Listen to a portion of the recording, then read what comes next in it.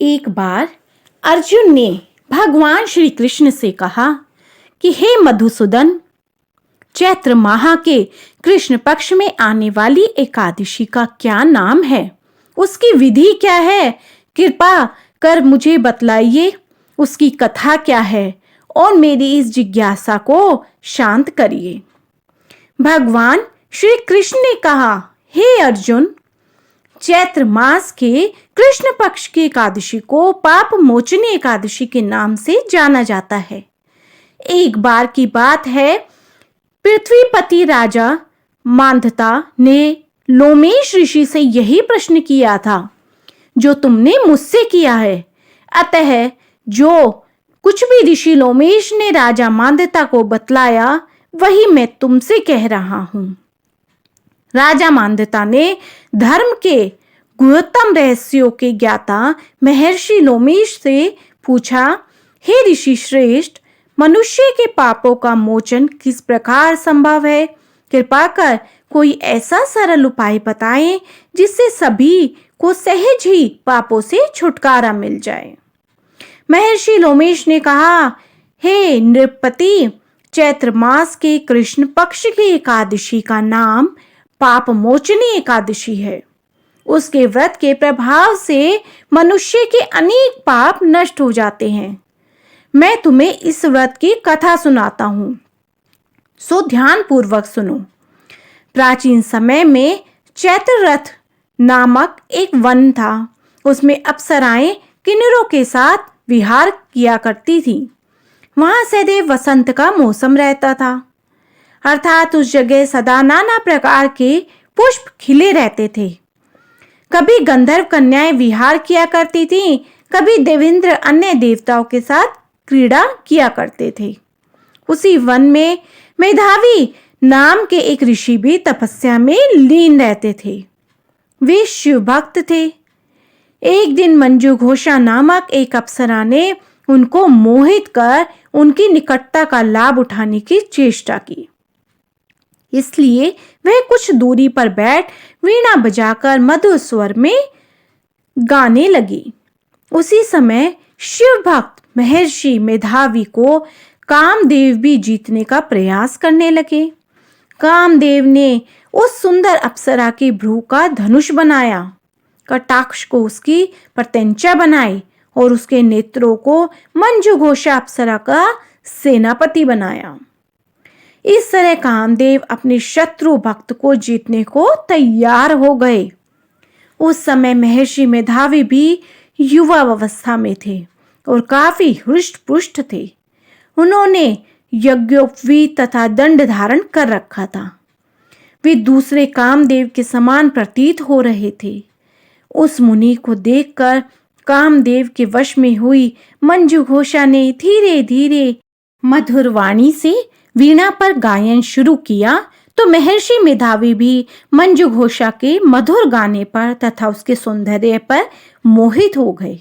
वह अप्सरा मेधावी मुनि को कामदेव से पीड़ित जानकर उनसे आलिंगन करने लगी।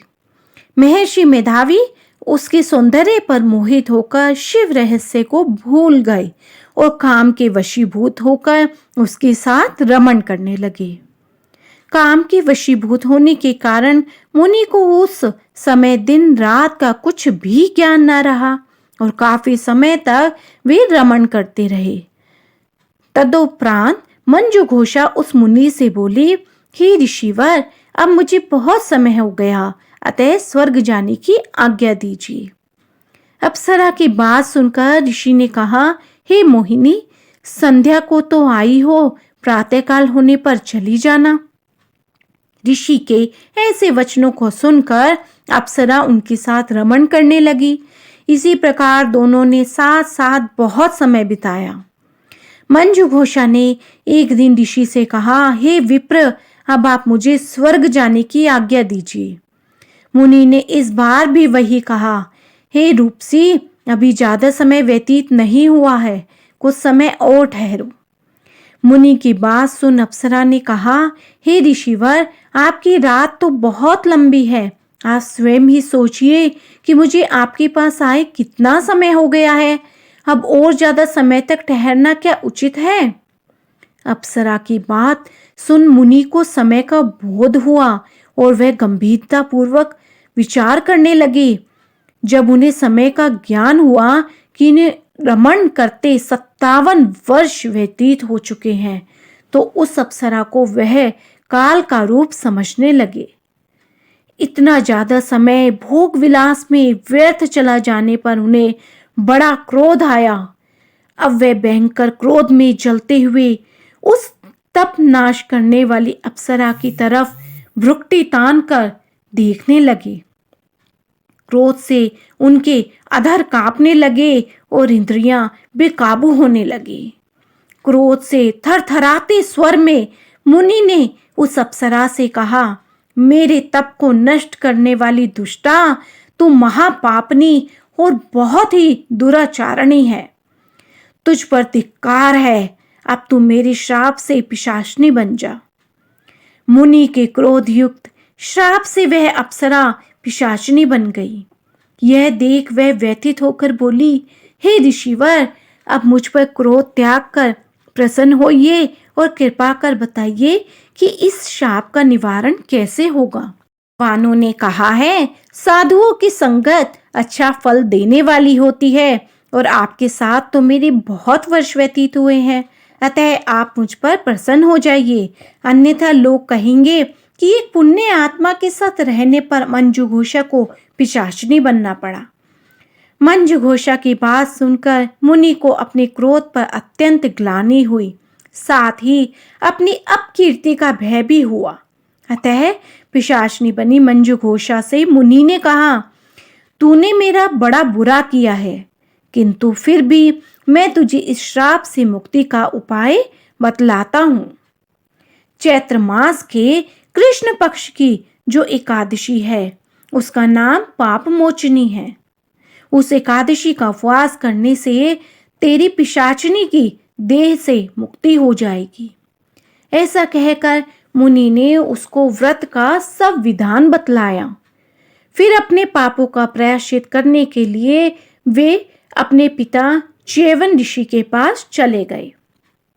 च्यवन ऋषि ने अपने पुत्र मेधावी को देखकर कहा, हे पुत्र, ऐसा क्या किया तूने कि तेरे सभी तप नष्ट हो गए, जिससे तुम्हारा समस्त तेज मलिन हो गया। मेधावी मुनि ने लज्जा से अपना सिर झुकाकर कहा, पिताश्री, मैंने एक अप्सरा से रमण करके बहुत बड़ा पाप किया है। इसी पाप के कारण मेरे साथ ऐसा हुआ है और इसी पाप के कारण संभवतः मेरा सारा तेज और मेरा तप नष्ट हो गया।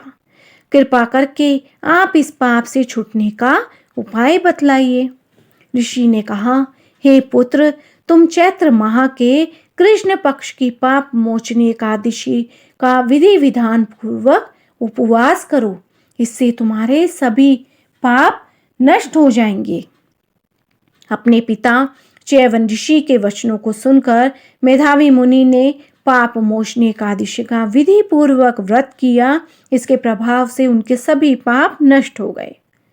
मंजुघोषा अप्सरा भी पाप मोचनी एकादशी का उपवास करने से पिशाचिनी की देह से छूट गई और पुनः अपना सुंदर रूप धारण कर स्वर्गलोक चली गई। लोमेश मुनि ने कहा, हे राजन, इस पाप मोचनी एकादशी के प्रभाव से समस्त पाप नष्ट हो जाते हैं। इस एकादशी की कथा के श्रवण व पठन से 1000 गोदान करने का फल प्राप्त होता है।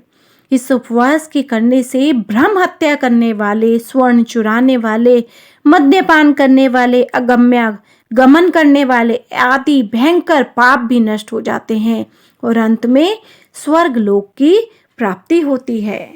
तो बोलो विष्णु भगवान की जय, माँ लक्ष्मी की जय, श्री कृष्ण भगवान की जय। तो फ्रेंड्स, आपको मेरी ये वीडियो पसंद आई हो तो मेरी वीडियो को ज़्यादा से ज़्यादा लाइक, शेयर एंड सब्सक्राइब कीजिए। बोलो ओम नमो भगवते वासुदेवाय नमः।